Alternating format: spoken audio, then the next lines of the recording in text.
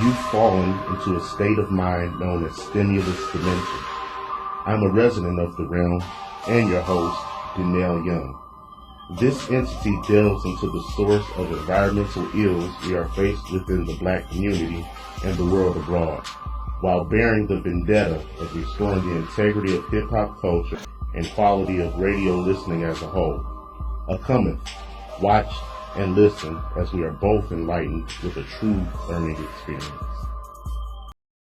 Bridges, conduit of travel from a point of origin to the current, usually high-rising over a body of water. In its clarity, images of predecessors gaze upward toward successors. In a ripple effect, the past fades, casting a self-image as one ponders confined midways between the beginning and the ending. Have we evolved to the other side of the bridge? Is seeing believing? Hearing, taste, touch, smell, sight, to the back of the neck where hair stands. To unlearn is to be educated, but the senses cannot be ignored. Hi, and welcome to another episode of Stories. Today, I have my guest, Professor Syed Khan. How you doing, Mr. Khan? I'm doing real well. Glad to be on with you. Yeah, man. Tell everybody out there before we get into the interview, tell everybody out there your job title and what you like to do for fun. Sure. I'm Associate Professor of Teaching at Near East and Asian Studies and Global Studies and Director of Global Studies at Wayne State University. I also am an adjunct at Rochester University in Rochester Hills, Michigan, where I co-teach a course on Christian-Muslim dialogue. As far as free time, if you want to call it that, I definitely enjoy traveling. I get to travel quite a bit for some of the things that are related to my work. Not as much as before right now because of COVID, but hopefully it'll pick back up. I enjoy swimming. I enjoy skiing. I enjoy playing my guitar. A big fan of all kinds of different music as well. And as you can tell, I've got a few books in the background. I do enjoy reading as well. I hear that. Okay, let me get into my first question. How does the trio past, present, and future affect a person's decision making? Well, I like to look at the past, the present, and the future as being various rooms in a home. And if you are looking to go in a particular direction, meaning the future, you also have to know where you are currently, and then you have to know where you've come from. In many ways, the wonderful part of human existence is that we are going in one direction. It's not necessarily a two-way street, and hopefully not a roundabout. And so the past then really does help understand the present. The present in many ways allows us to take pause and learn from the past, correcting perhaps mistakes, and then also affirming things that we felt have not only gone the right way, but could be really helpful in understanding how to chart that future. Keeping in mind, of course, that the future is something that, although we have a certain level of agency in helping to shape, it really is the sum total of so many different factors that then come into play with our interactions, with circumstances, some foreseeable and some not, and then creating that future for ourselves.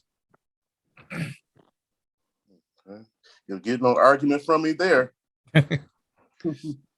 Okay, going to my second question. The telling of any story carries the lesser of two evils, history and his story. Besides physical evidence, what other methods prove to be most effective in collecting historical data? Well, I think your point about different kinds of histories and his story is so critical. And at the very fundamental level there, we're talking about giving the person a voice in the narrative. And this is important for two reasons. One is so that the person's voice can be part of that bigger narrative, so that there can be representation. And the other element of it, of course, is that person having agency, that they have the ability to be able to tell their own story We find that oftentimes when there are these disconnects and when stories don't necessarily line up to what reality should be, and where the story then becomes more a mythology than it becomes a legitimate or an authentic story, is because of those silences, because of those voices that are left out of it, ones that we know existed in history, or at least we can certainly fill in the blanks. But it's important that the blanks of the voice itself be filled as much as it can by those who actually were using that voice. And so, yes, physical evidence is certainly very valuable when it comes to archaeological evidence, when it comes to archival evidence. But now what we're finding, especially in the field of history, is the importance that is being given to what we call oral histories, storytelling, those of the people who oftentimes are left out of the narrative. And it's remarkable how these stories then are a combination of both something that is articulated and expressed, and then also stories where you find silence. Is that silence just simply being a cause of or the result of a kind of exclusion? Or is it that the silence represents trauma? I mean, we hear sometimes this phrase, having a deafening silence. It's true that sometimes silence can be so loud because what it does is it indicates emptiness or a void of something that we then feel intuitively should be there, but is being left out. And as historians or anybody who is a storyteller, it's very important to remember to look for those stories. And there's an authenticity that people bring to their oral histories because they want to be represented accurately and honestly and completely. So allowing them then to be the architects of their own story is really essential. And in many ways, it complements that, as you mentioned before, which is the really critical physical evidence that also exists. All right, my third question. Surmounting burdens of epic proportions are the fabric of which legends are made of. The bearing of a cross made Christ a king. The removal of a sword from stone made Arthur a king. Prowess on the royal basketball court made LeBron James a king. What iconic figures of the past do you consider inspiring and why? Wow, that's a great question. I mean, I look at, of course, somebody like a Jesus Christ, a Muhammad, so many of the great religious figures, Moses, Abraham, Noah, of course, fit within that. I was a literature major in college and had a subspecialty in Arthurian romance and medieval literature, so I'm quite familiar with the story of King Arthur that you mentioned as well. I don't know how much inspiration I can draw from LeBron James because I'm pretty lousy at basketball, but I can appreciate talent. I can appreciate work ethic. I can appreciate his humility. I can appreciate and be inspired by how much he gives back, especially with his schools. Here are people who, with people like LeBron James or Muhammad, or a man by the name of Ldwcenterprise, who was the very simple man in Pakistan, who had issues with the fact that people were dying and their bodies were being left abandoned, and feeling the need to make sure that everybody is buried with dignity, and spreading to the fact that no child should be abandoned, and then creating not just orphanages, but placement services, running food kitchens, providing ambulances for those who couldn't afford it. A man who saw a need and the need to then be filled. And I think that what we find is these common denominators of religious figures like Jesus and Moses and Abraham and Muhammad, people like Arthur, people like Mr. Eady, they all have certain things in common that are inspiring. One is they never asked for the role that they got. they found themselves in what were rather improbable situations, and they realized that they needed to do something about it. Now, that could be because others weren't doing anything about it, or they felt as though they could do something better, or they just simply had a calling to say that this is my place in the world, and this is one of the roles that I need to then fill. And they do so with oftentimes no owner's manual, no how-to booklet on how to then deal with these things, but they harness something from within. First of all, the very idea of doing. We can't assume then that everybody does. Many people stay quiet. Many people just prefer to be passive. Sometimes they're passive and they complain, even though they don't do anything. But they operate with a sense of what I would call confident uncertainty, that they may not necessarily know what they're doing, but they have enough faith and belief that they can do something about it. And that actually requires a lot of humility. And I look at the inspiration of people like Jesus and Muhammad and people like LeBron and people like Mr. Eady. And I'm always drawn by that sense of humility that they have, that they're grounded in it, that they have a purpose that is oftentimes way bigger than themselves. I know that, for example, LeBron certainly racks up the points, he racks up the accolades, he hopefully racks up the titles toward becoming the GOAT in the NBA. And he will certainly be remembered for that. The Hall of Fame will do that and all. But I know that when he finally hangs up his sneakers, so to speak, and in 30, 40 years, when he looks back on his life, probably what's going to be the most meaningful for him is the impact that he's had on so many young people in bringing forward their education opportunities. He may not necessarily promote it from the rafters. There may not be a banner from the rafters about that. But it'll be, of course, those who he has affected, those who perhaps don't even realize that their lives were changed by LeBron James. That's the real test of character for people. And I just want to add courage, which a lot of people think to be without fear, but it's not. It's to act despite having fear. That's such a great point. I mean, the idea that the water's ice cold, but you need to jump into it anyway. Okay, my next question. Perhaps it is a glitch in the matrix. Then and now holds a frequently traveled bridge between the two of them. Why does history tend to repeat itself? Well, you bring up the Matrix, and of course, you know that the Matrix involved what was seen as reality and what was seen as the idea of illusion.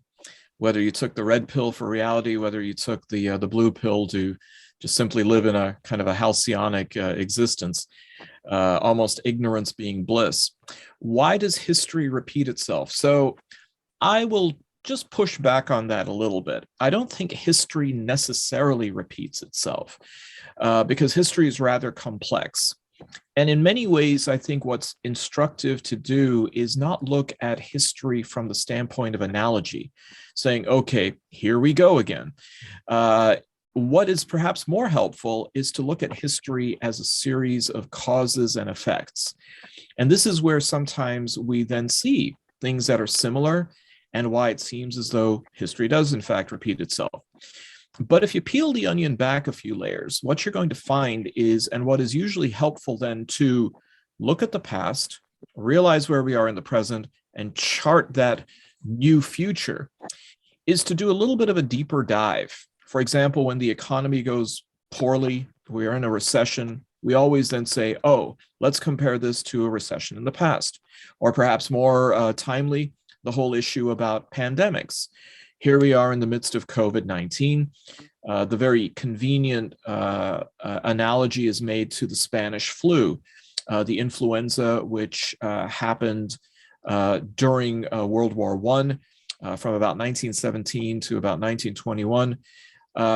It's helpful to go ahead and look at the last major pandemic that went all the way around the world, as did that particular influenza.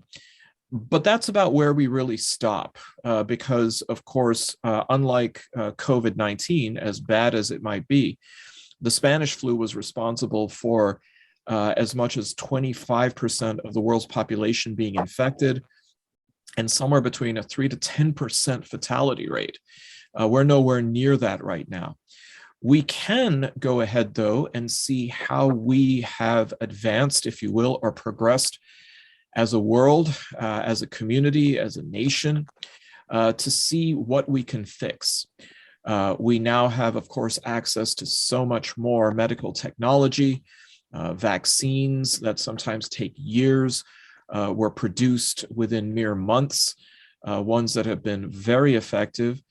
And so when we're looking then at what are some of the ways to see if history is indeed repeating itself, often requires taking a look at so many different variables. Those that remain constant, well, we can go ahead and essentially push those aside because we know where those are going. But then focusing on those areas, keeping in mind what additional resources we might have now, and to see then how perhaps history doesn't exactly repeat itself, which is certainly a good thing, and it can set a model for moving ahead.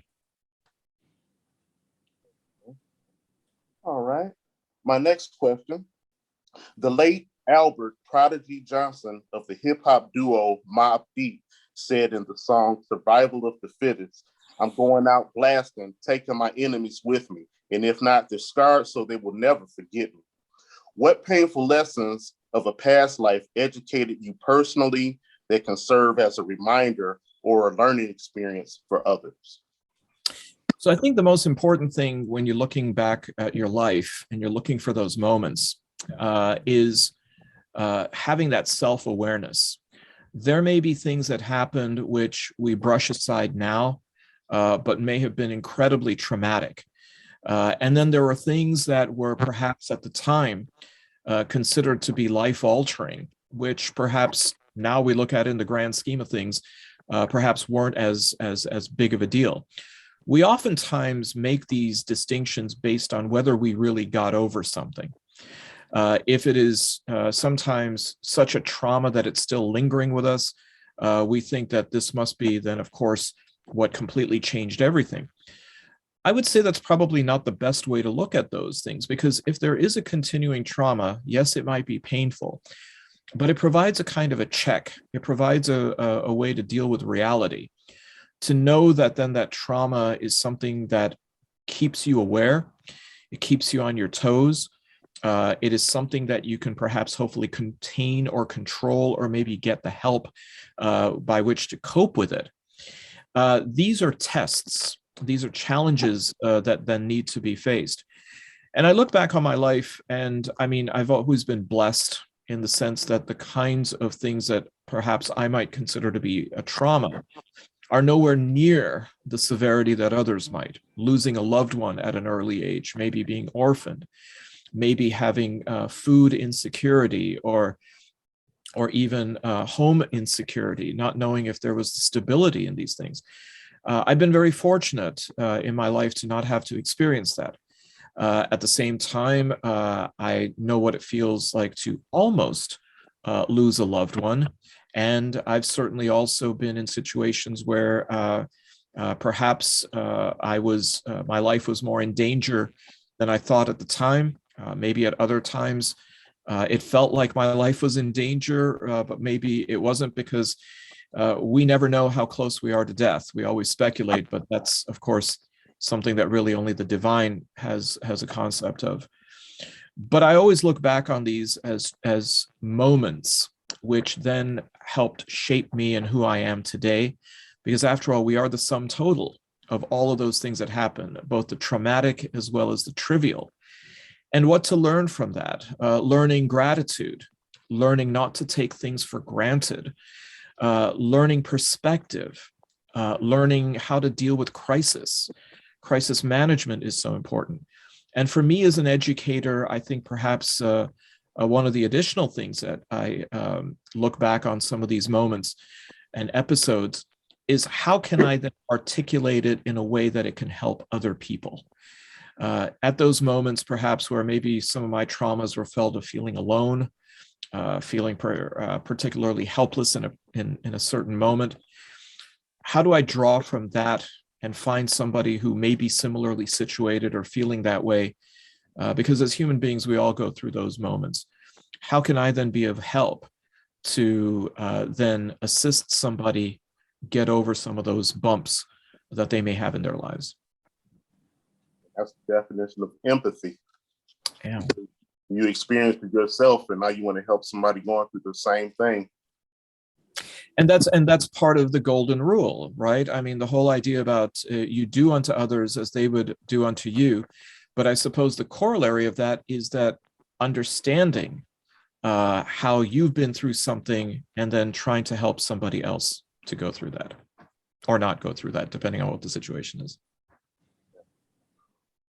Okay. All right. Over the decades, it would appear that crime tends to happen in trends. Dastardly deeds changing hands across time seem to lend innovative means of grasping the American dream for unfortunates. Al Capone's Tommy gun cut down all opposition in the name of dollars and cents during Prohibition. The crack epidemic ravaged this entire country indiscriminately, making shrewd multi-billionaire businessmen and women out of mere children. And today, terrorism speaks volumes for voices demanding to be heard. Why do you think the criminal underworld follows this pattern? Well, first of all, I think that it's important to then distinguish between certain kinds of crimes and also who is responsible for defining crime. Now, I'm not here to justify anything that is considered to be violative, but in many ways, I think it's also important to realize that perhaps one person's terrorism is another person's liberation movement. That then, of course, impacts how we then have a discussion about crime. I think that perhaps what we have to recognize is the idea of violation, which, of course, can be framed as a crime, is as old as history itself. I mean, we take a look, of course, at biblical accounts, whether it is in the Old Testament or if it is in the Quran. One of the oldest stories is a story of crime. And that, of course, is where brother kills brother, Cain killing Abel. There was no justifiable homicide for that. It's doubtful that if Cain had even a very strong and effective defense attorney, he was really going to escape both liability and punishment. So we have certain guidelines of what is considered criminal activity. And I always find it interesting that when we're looking at somebody like Al Capone,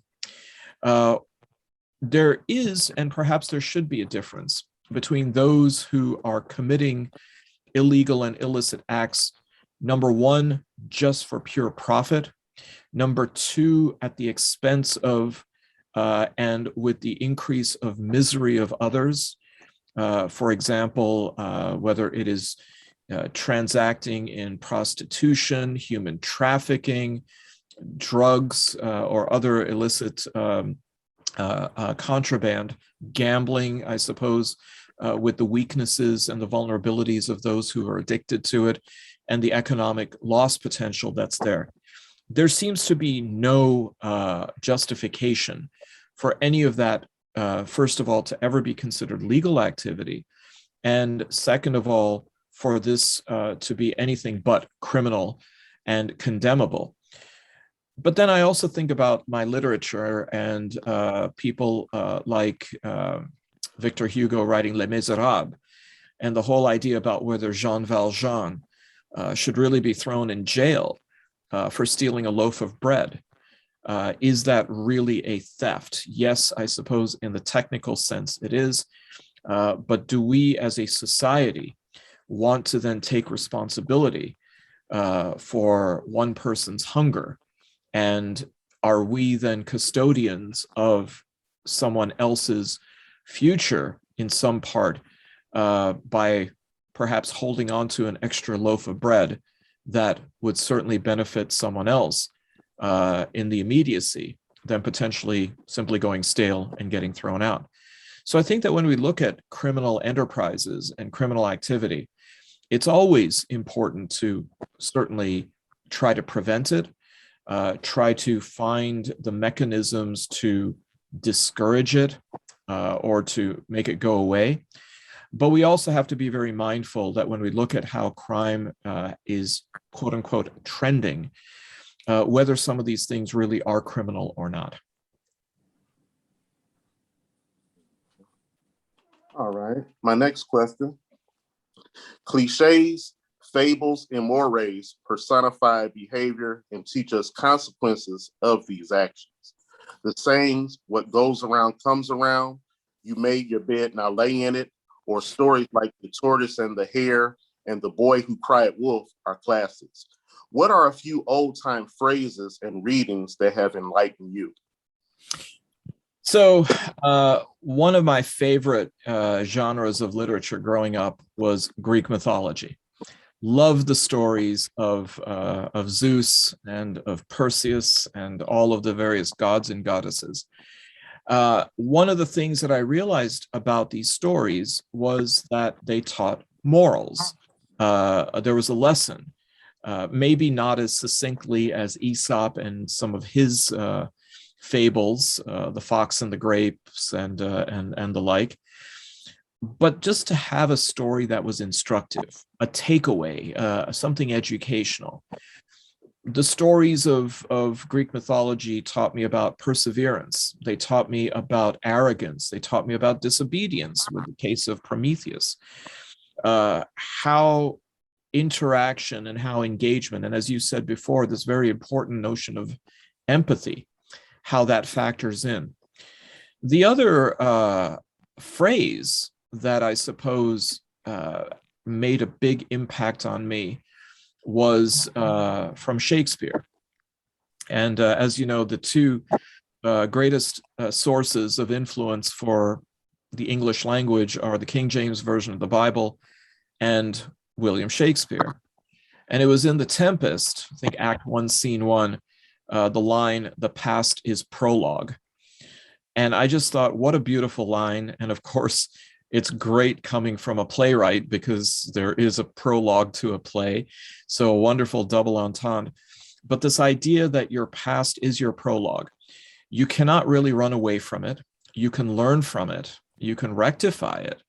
And in the best capacity, you can leverage it for what is going to be not only the current act in which you are, which is the present, but the future act, which is still unwritten, which is the future. Okay. Differences. Historically and currently, people still fail to respect or reach common ground where one another's differences are concerned. Sheer Armageddon persists over differing customs, beliefs, appearances, and so on. Why does the world have yet to solve this problem? Well, partly because the world is changing underneath these issues. If we were static as a people, maybe by now we would have solved it. And we would have solved it in very limited capacities and scopes and scales, but we never would have learned from one another, whether we solved it or how we solved it. There's a verse in the Quran, the Islamic scripture, which where God, according to Islamic tradition, says that had we intended, meaning the royal we would have created you as one tribe, but we made you into several tribes so that you can learn from one another, so that you can know one another. And in many ways, what we find is that the good news and the bad news are exactly the same. The reason why perhaps solving these issues has been elusive is because we are now coming into contact with people who are not the same. Sameness or homogeneity leads to consensus quite often. It also turns out to be extremely boring. There's not much dynamism in having everybody in an echo chamber. But now, thanks to technology, thanks to communications, thanks to far more widespread migration, we are in contact with people in a frequency and in a quantity that is never been matched in human history. And as a result of it, you get two people together, you've got three opinions. There is going to be that kind of diversity. There's going to be that kind of difference. And sometimes that leads to discord. So we have to catch up to the realization that, number one, this kind of dynamism isn't going away. We are more interconnected now than we ever have been as a species. And two, realize that that's actually a good thing. Learn from that and learn to not just tolerate difference, not just to accept difference, but to really celebrate difference and realize how coexistence can then come from that. All right. Many cite faulty leadership as the sole reason today's world is in the same state of disharmony as generations past.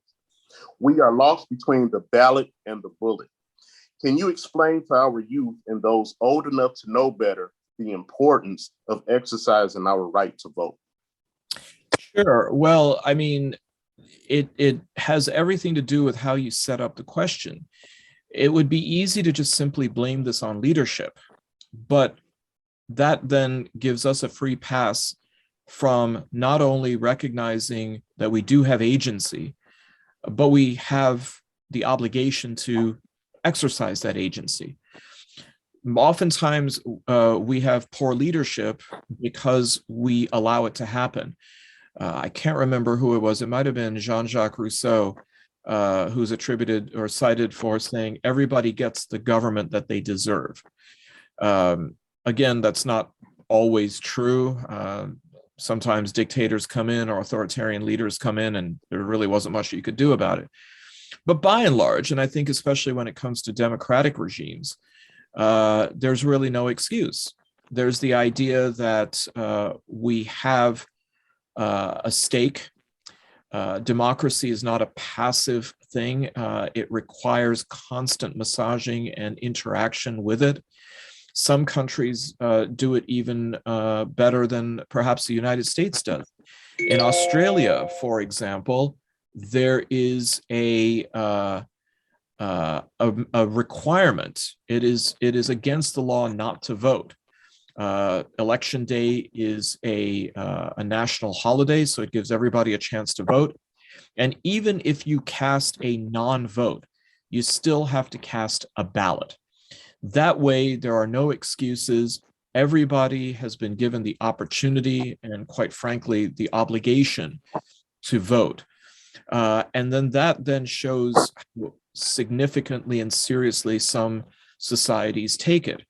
It is oftentimes a luxury to take for granted the right to vote. And this isn't even about how many people may have died to allow us to vote, or the kinds of changes that have happened in this country where we take for granted entire groups having been disenfranchised in this country's history, whether it was Black Americans until the 13th, 14th, and 15th Amendments after the Civil War, whether it was women until after World War I and the enactment of the 19th Amendment in 1920. And then, of course, the persistence of the civil rights movement and struggles into the 1960s and beyond. This is part of our history. And if even that is not enough to inspire or oblige people to vote because they can't relate to Black Americans, women, or the such, at the very least, they should realize how significant the ballot box is, because it is something where they have a say. Now, I fully get it that people are cynical about it. They think that their vote won't matter, and particularly given this influx of money and how it seems to influence so many elections now. But the simple fact of the matter is, number one, there is no alternative, or let's put it this way: any other alternative would be 10 times scarier. And the second aspect of this is that people can spend millions or billions of dollars on a campaign, but a well-informed voter can always push back just by pushing the button in the polling booth. That's the great equalizer. And in many ways, it's the great tiebreaker in particularly a place like America. All right.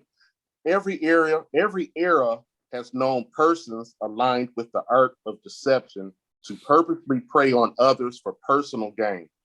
The folk tale The Emperor with No Clothes about a self-absorbed monarch describes how he is swindled by con artists who proposition him with a sales pitch of providing clothing invisible to the eyes of those who are stupid and incompetent. After taking the bait by hiring them, even stripping down naked, he realizes the naked truth. He's been sold nothing at all. By this time, the criminal operation had made a profit and ran with it, leaving the emperor branded as a fool. Such instances in time give way to the term selling someone a bridge. What do you think people can do to well verse themselves on telltale signs of a scam? Well, I think the golden rule for that is if it looks too good to be true or it sounds too good to be true, it probably is too good to be true. We live on a different timetable than perhaps people did in the past. We are, and you had invoked it earlier, the tortoise and the hare. Everybody wants to be a hare. Everybody wants to make a quick buck and then get out of it. Number one, I don't think they ever really get out of it because the allure of more money makes them stay with it. But the other is that they don't understand the long game. And along with that, they also don't understand who's really got their fingers on the levers. There are people well above our pay grades that are controlling far more money and far more resources than we are, and their agendas may not necessarily align with ours. We have to be mindful that when people are making a pitch, always asking the question, what's in it for them? First of all, if they try to say that it's you, not them, that's probably a red flag. It is almost always about them. The best you can hope is that it is mutually beneficial. Well, if it's mutually beneficial, that means that they have something to lose as much as you do, and they have something to gain as much as you do. I think that's probably also a good way to gauge whether, when somebody's trying to sell you something like a bridge, if it's really worth it. The other thing to look at is whether you really need it. Somebody might try to sell you a bridge for $5, but you might live somewhere in the middle of Iowa where there's no need for a bridge. So as a result of it, we have to curb our appetites and our temptation to just buy something or accept something or subscribe to something simply because it seems like a quote unquote good deal. That's, I think, one of the dangerous aspects of living in a consumer culture, that we just want to accumulate things even if we don't need it. There are entire shows about hoarding that bear testimony to that. So I think that we need to always use that wonderful, perhaps God-given characteristic and trait that human beings have, and that is intuition. That we need to go ahead and sometimes draw from within that and look at a situation and say, you know, something just doesn't feel right about this. And oftentimes that is perhaps our greatest ally and the greatest item we have in the toolbox. All right. The Bible says all mankind are created equal. The irony is, whether it is national or international, throughout time, people have always been defined by class, with opportunities afforded them having bases in this so-called hierarchy as well. How do you think society can merge have and have not segments together, eliminating proletarian and bourgeoisie subdivisions to create an equilibrium with even prospect at a full quality life, or is such an assertion unrealistic? So I'm reading a brand new book called The Dawn of Everything: A New History of Humanity by David Graeber and David Wengrow. And one of the central elements of this book is exploring this question about social inequality. And they're providing a kind of a counter narrative to this idea that inequality had a starting point. And what we find, and this is something that I'm sure Karl Marx, who you're alluding to with a discussion about class, proletariat, and bourgeoisie elements, would have attested to, that there is something that is inherently human about inequality. And again, going back to even Genesis 1, the story of Cain and Abel shows here that there was inequality. Human beings may not be able to discern that there is equality and equity as far as God is concerned. But we like to then go ahead and look at physical things and have physical feelings, that one brother's sacrifice was accepted and another's was not, which brings in envy, which brings in resentment, which brings in anger, and ultimately it ends with the life taken of one of the brothers. Those inequalities are ones that are not helpful to gloss over. We need to understand how to maneuver them and how to work within that matrix of inequality. That by no means is a free pass to those who are the haves, but it should not be a matter of despair or resignation for those who are the have-nots. Societies work best with what's called plausibility structures, which the late sociologist Peter Berger described. We need to restore a plausibility structure which allows society to be functional and effective and enfranchising for all segments of it, not ones that exploit some who are vulnerable and exalt others. That is always the magic question that faces any society, because the haves are usually the ones who are, interestingly, the preservationists of a system that allows them to stay in power and limits who else can come into place.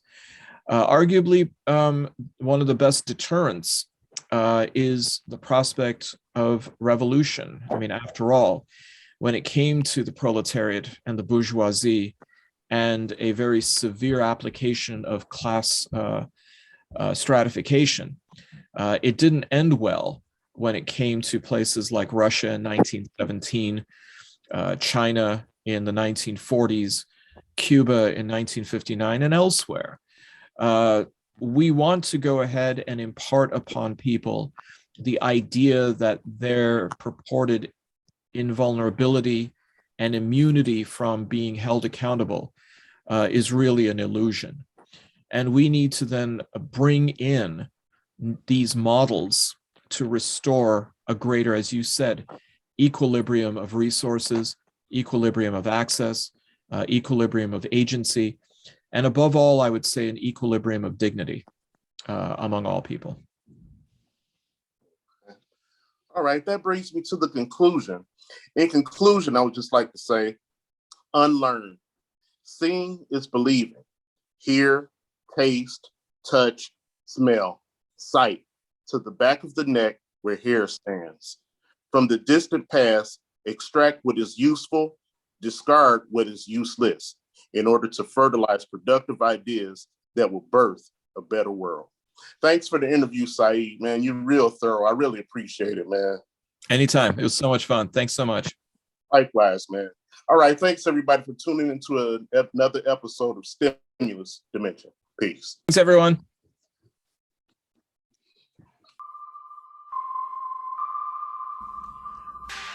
You've fallen into a state of mind known as stimulus dimension. I'm a resident of the realm and your host, Danielle Young. This entity delves into the source of environmental ills we are faced within the Black community and the world abroad, while bearing the vendetta of restoring the integrity of hip-hop culture and quality of radio listening as a whole. Cometh, watch, and listen as we are both enlightened with a true learning experience.